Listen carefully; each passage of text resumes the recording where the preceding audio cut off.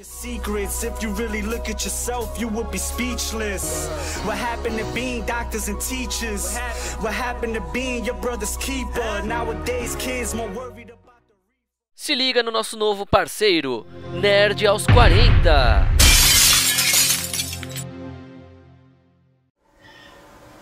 Pessoal, olha só, né? Nós vimos aqui um filme bem interessante chamado O Caseiro.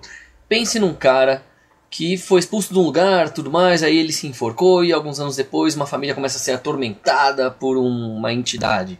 E ninguém sabe se a entidade seria o caseiro ou se seria uma outra coisa. E com um final espetacular e uma reviravolta muito grande, a toda hora você sente aquele suspense o tempo todo nas suas costas. Pensa num Hitchcock. Agora pensa isso no modo brasileiro. Agora pensa isso em imagens que você imagina que você está assistindo um filme de Hollywood. Só que com Bruno Garcia sendo um professor cético que estuda sobre o sobrenatural. Aí você tem lá o Fábio Takeo, que é um cara que é o padre, que começa a duvidar da sua própria fé, dentre vários outros personagens. Então, fique ligado, olha só as informações que eu tenho aqui para passar para vocês. Vê esses vídeos aí.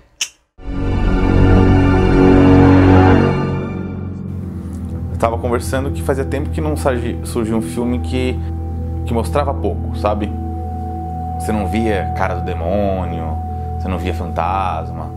Então a gente queria fazer um filme que era interessante pelas coisas que você não via, não pelas coisas que você via.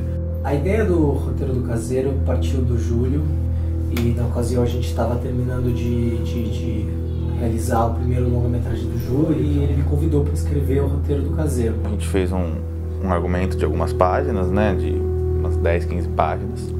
E depois eu e o João a gente desenvolveu isso num roteiro.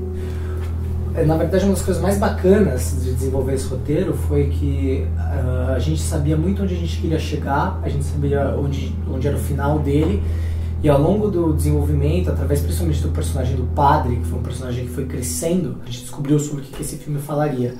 Bom, falar um pouquinho da sequência final que a gente está gravando hoje. Uma coisa meio óbvia, mas é um momento de grandes revelações do filme, e acho que principalmente, vou usar uma palavra tá na moda, que é um turning point no personagem do Davi. Assim como o Davi, o Pedro, na verdade, o Pedro é um discípulo do Davi, né? Então ele acredita em tudo aquilo que o Davi acredita. Então quando acontece toda essa transformação, o mundo do Pedro também desaba junto. E eu acho que essa sequência final é essa transformação toda para os dois, principalmente. Acho que tem uma coisa bonita nesse final, é que o que acontece com o Davi acaba reverberando em todos os outros personagens, assim.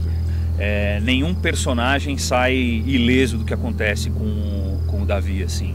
Não tem um personagem que consegue passar em branco, assim, sabe? Falar, o que tá acontecendo ali com o Davi. Não, essa última cena, inclusive, foi uma cena que mexeu comigo, mexeu com a Renata, mexeu com o padre.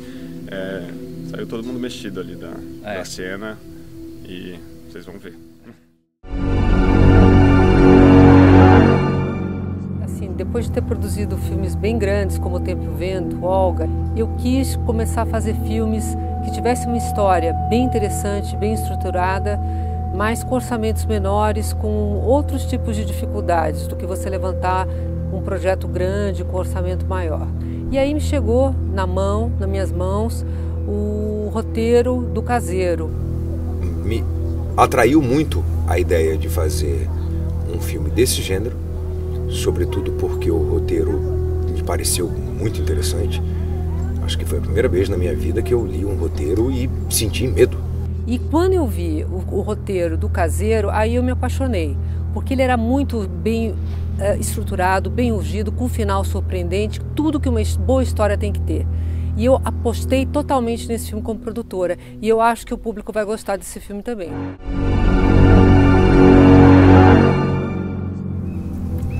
O Davi é um cara muito estranho. Esse filme, todos os personagens têm alguma coisa escondida. Você acha que todo mundo é suspeito. Eu acho o Davi suspeito. A Renata é meu personagem, uma menina que veio do interior e ela faz faculdade. O pai ainda mora com as irmãs no interior e tá acontecendo uma série de coisas esquisitas, como das irmãs dela. E nessa faculdade tem um professor, que é o Davi, e ela vai atrás do Davi para ele ajudar, tentar solucionar o que está acontecendo com a irmã dela. Rubens é um pai de família viúvo, passando por uma situação muito particular, que vem lutando preso a esse lugar, tentando decifrar esse enigma que vem acontecendo com a família. Então, a Renata é minha personagem, uma menina que veio do interior e ela faz faculdade. O pai ainda mora com as irmãs no interior e tá acontecendo uma série de coisas esquisitas, como das irmãs dela. E nessa faculdade tem um professor que também trata desses assuntos, que é o Davi. E ela vai atrás do Davi para ele ajudar, tentar solucionar o que tá acontecendo com a irmã dela. E é isso um pouco, é esse carinho que ela tem com a irmã, uma coisa meio maternal, elas não têm a mãe. E ela quer descobrir o que está acontecendo com a irmã e proteger a irmã de qualquer jeito. Bom, a Nora é de uma família, né, que ela se dedica completamente, né, uma mulher solitária. Então ela começa a cuidar das filhas que ficaram sozinhas com o pai e ela começa a tomar conta dessa casa. E é uma figura um pouco sinistra no sentido de ela é muito quieta, ela é muito na dela, ela desconfia um pouco das coisas que acontecem, ela é muito crédula, né, religiosa, ela acredita em umas assombrações que podem acontecer. Eu sabia que desde o começo, assim, o mais difícil do elenco seria encontrar as duas meninas, porque elas tinham que estar muito bem e elas têm muito papel, muita cena no filme, né? São dois papéis bem grandes, quase de protagonista.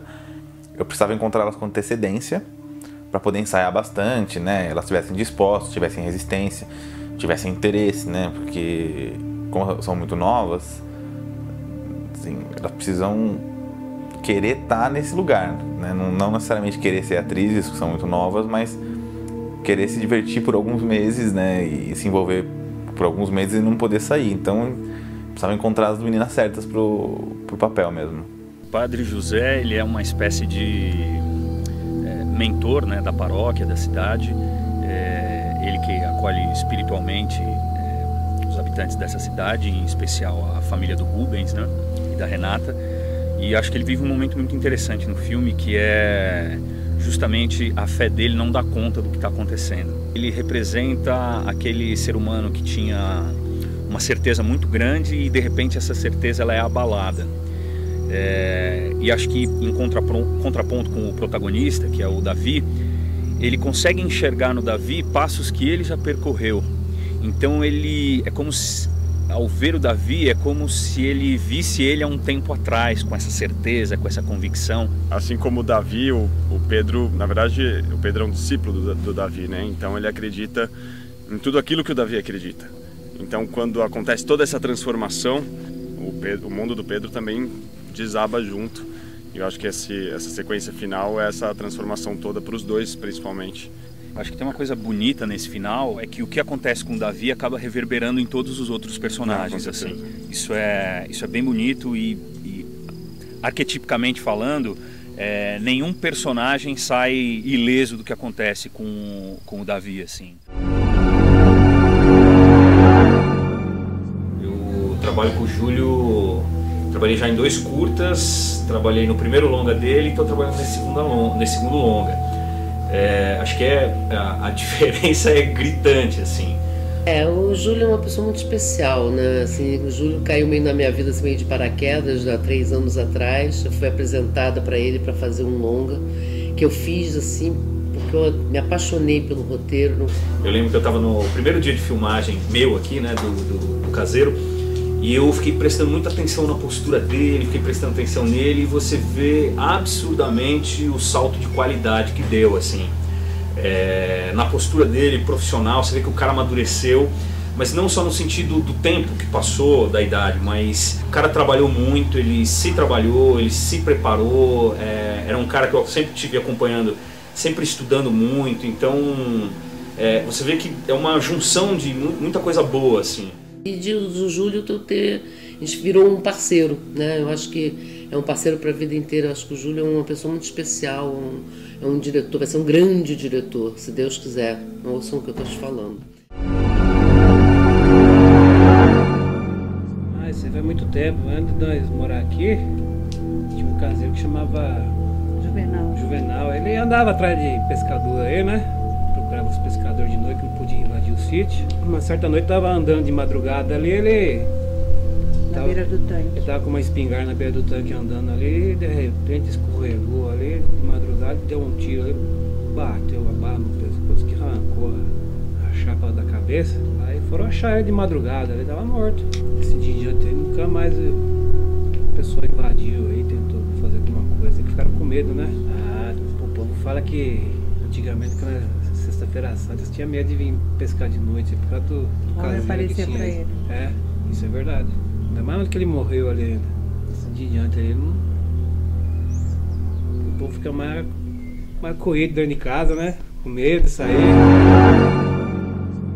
E como já não fosse suficiente esses vídeos todos mostrando um pouquinho dos bastidores, também tivemos uma conversinha rápida com um pouquinho de cada um dos que participaram ali, incluindo o diretor, alguns atores e atrizes. Então eu espero que vocês gostem do material e também não deixem de visitar também lá, tá na íntegra, que você vai ver agora aqui de entrevista, que seria o pessoal do trilhadomedo.com e do Hipnóticos Filmes, que a gente tá em contato aí, então pode ser umas belas novidades em breve pra vocês aí. Então fiquem ligados. Bom, eu acho, não sei se poderia falar de inspiração, mas eu acho que eu tenho alguns mentores espirituais, vamos dizer assim, né? Então esses mentores estiveram presentes comigo, principalmente no processo de construção e depois nas diárias de filmagem. Tem um mestre russo que eu admiro muito, que é Konstantin Stanislavski. Tem o Jung, que é também um mentor, que eu considero um mentor espiritual.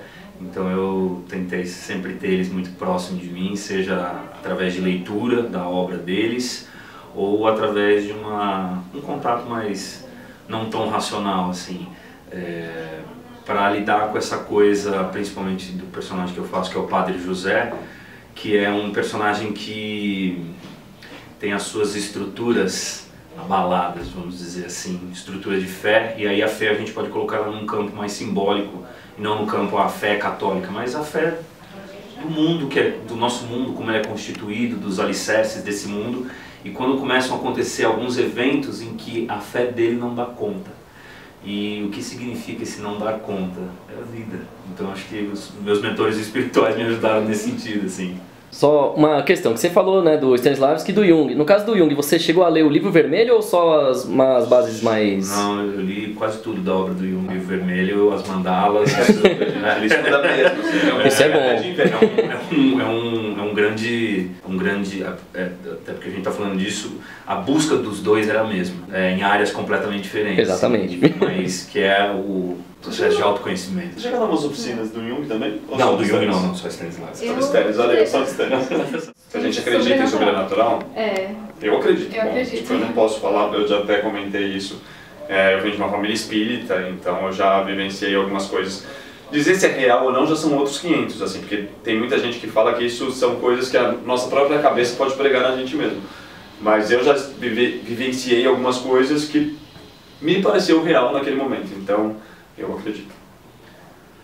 Eu tenho sabedoria suficiente para dizer que seria uma grande bobagem a gente achar que só existe esse mundinho aqui. Eu acho que tem muita gente trabalhando no mundo invisível, como diz a Denise Weinberg. O mundo invisível está muito ativo. Você também? Eu acredito. Eu acho que eu comecei essa paixão por fantasmas, assim, porque eu fico vendo muito filmes de terror e também aqueles programas na televisão que busca fantasma, então eu acredito. Você já teve alguma experiência com isso? Não. Apesar de eu ser católica, eu acredito, sim.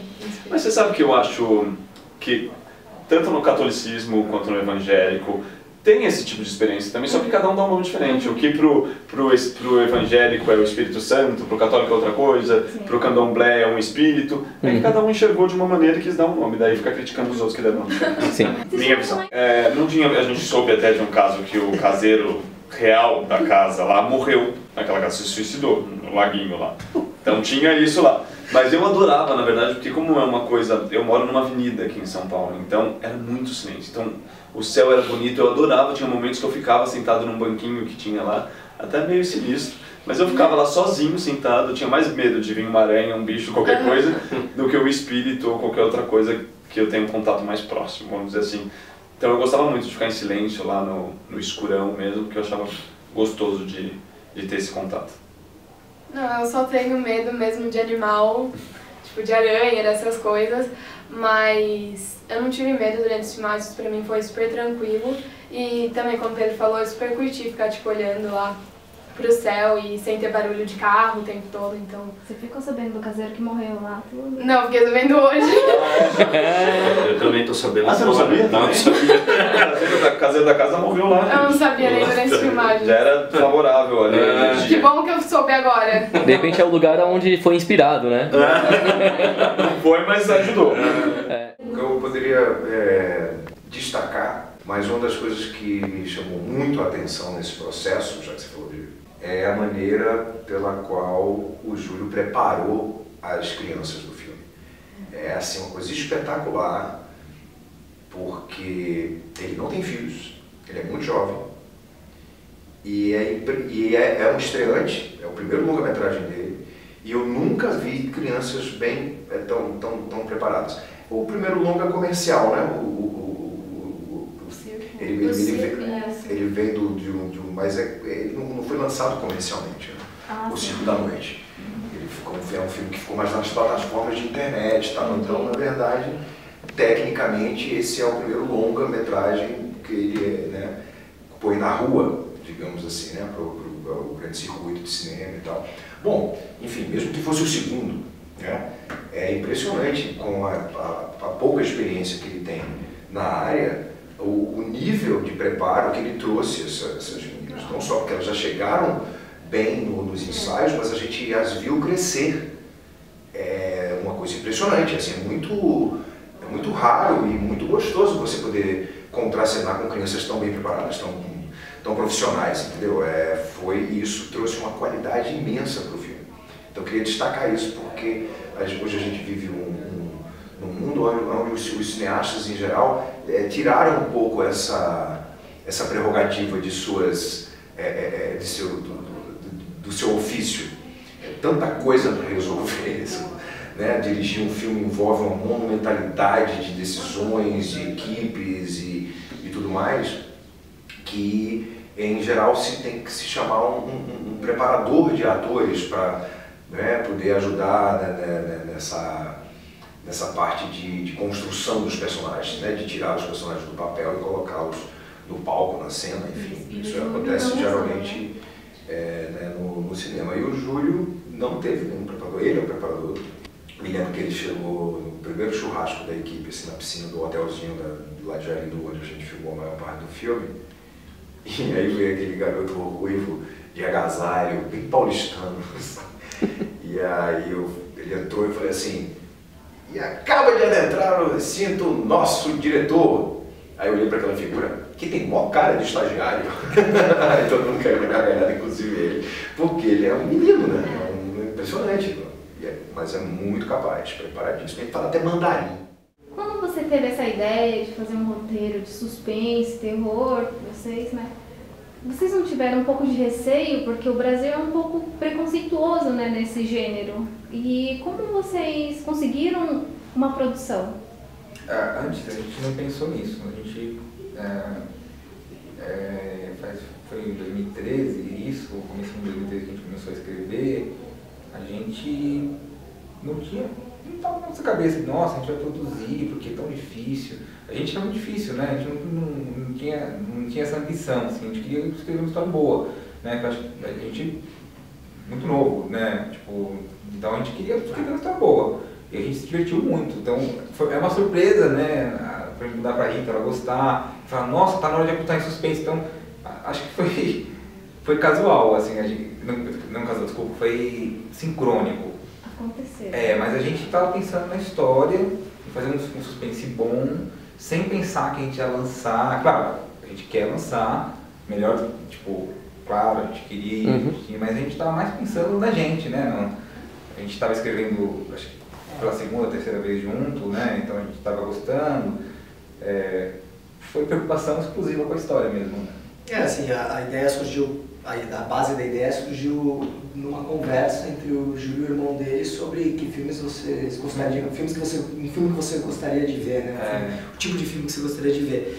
E aí quando eu entrei no projeto eu fui no mesmo embalo, me interessei, eu queria me divertir, contar uma história que eu acreditasse que pudesse ficar muito boa.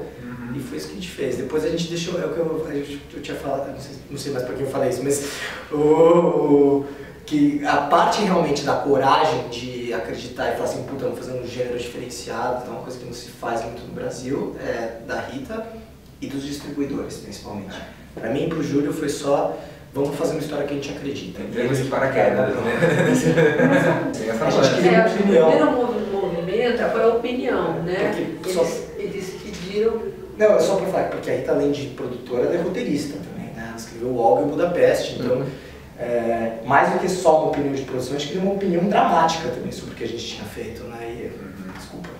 Não, então, aí assim, eu li, achei que tinha um potencial muito grande.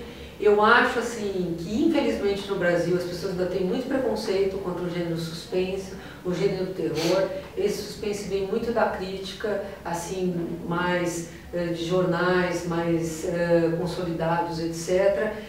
E eu não vejo muito por que ter esse tipo de preconceito, porque o suspense, ele é um gênero que trouxe a todos grandes filmes, muitos filmes, e de diretores renomados, entende? Como Kubrick ou Carrie a Estranha, tem milhões de filmes. Hitchcock, tem tanta gente que fez suspense bem feito, então assim, eu não vejo, sabe assim, e muita gente pergunta pra mim, nossa, você fez Olga, nossa, você fez o Tempo Verde, você vai fazer um suspense, por quê? Entende? Porque é bacana fazer um suspense, por que não fazer um suspense? Gente, se o Truffaut foi entrevistar e deu a bênção como crítico do Cahiers du Cinéma ao Hitchcock, que já tinha feito os grandes sucessos, mas também sofreu preconceito, a gente está 40 anos depois, 50 anos depois, e vamos viver o mesmo preconceito em relação ao suspense, ao terror? Por quê? Entende? Eu acho isso meio estranho, porque é cinema também. O suspense é cinema, o terror é cinema. Aliás, o suspense dá possibilidades de mise-en-scène, de decupagem, de iluminação, de você experimentar efeitos, tudo, que é muito bacana e que faz parte do cinema, do sound designer, tudo isso. Então eu acho engraçado quem gosta de cinema não gostar de suspense, ou não gostar de terror. Entende? É muito engraçado isso, porque faz parte da história do cinema. Se você pega, desde o início do cinema, tem filmes que foram feitos com suspense, entende? Querendo um suspense, querendo um terror. Lá atrás. Georges Méliès começou. O Méliès começou com filmes, entende? Se você pega um filme como A Bruxaria Através dos Tempos, também, entende? Um filme do Christensen, né? Então assim, eu acho que isso faz parte da história do cinema. Então para mim veio assim, eu li o roteiro, eu gostei do roteiro, achei promissor, eu vi o trabalho anterior do Júlio, achei que pô, se ele fez isso com 60 mil, com 70 mil, o que ele pode fazer com o orçamento? E acreditei, sabe? Eu acho assim, se as pessoas, elas têm que no mínimo ficarem curiosas de ver um filme brasileiro, e o trailer está atraente, o cartaz, toda a propaganda, toda a campanha que a Europa fez, sabe? Eu acho assim, o grande desafio e na verdade a grande paixão que nos move é também levar o cinema brasileiro, o público brasileiro, a ver um suspense brasileiro sim, por que não? Sabe? Para ir outro, e outro, e outro, para a gente não ficar só com a comédia como um gênero rentável. Talvez por que não suspense, talvez por que não ação, entende? Então eu gostaria que as pessoas vissem, sem preconceito, vissem um filme. Até porque, por exemplo, a Orion vai lançar o filme nos Estados Unidos porque agradou. Entende? Então assim, por que a gente aqui vai ter um preconceito? Sabe? Então eu acho muito importante, sabe? Eu assisti a minha vida inteira, desde que eu quis fazer cinema, assisti belíssimos filmes de suspense. E que me ensinaram muito. Você pega todos os filmes de Hitchcock, é uma aula de cinema. Né? E são filmes que tem suspense. E aqui no Brasil, o sobrenatural, o suspense e o terror vai bem, né? Os americanos, né? Annabelle, Invocação do Mal, recentemente, né? Que foram muito bem. Então, assim, antes dessas grandes franquias, super-herói, né? Sexto Sentido, Revelação, sei lá, tudo que envolve sobrenatural, de uma certa maneira, aqui pega bastante, né? Então, também, sabe, tem que quebrar essa barreira, né? Eu acho que tem, porque na verdade existe um público aí que gosta de filmes de suspense, que gosta de filme de terror, talvez porque no filme de suspense, o filme de terror, ele atinge um pouco o inconsciente das pessoas, né? Porque mexe com medos antigos, com pesadelos antigos, com coisas até infantis, da infância de cada um. Medos escondidos. Medos escondidos, talvez por isso que o público goste tanto. Agora, por que você vai ter um preconceito contra um gênero que trouxe tantas coisas interessantes para o cinema ao mesmo tempo? Bom, gostaríamos de convidar todo mundo para assistir o Caseiro nos cinemas. Dia 23 de junho. Estreia nacional e é muito importante o público na primeira semana. Então venham, dia 23, venham assistir pra gente ter uma longa carreira com esse filme. Esperamos por vocês. Até mais. Não deixem de conferir o Caseiro. Dia 23 de junho em todos os cinemas do Brasil. É só isso que a gente tem para dizer. Se inscreva, curta e compartilhe nossos vídeos. E também pode seguir também nas outras redes sociais, que é divertido também.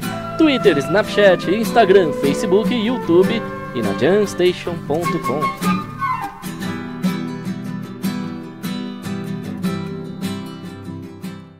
Que da hora!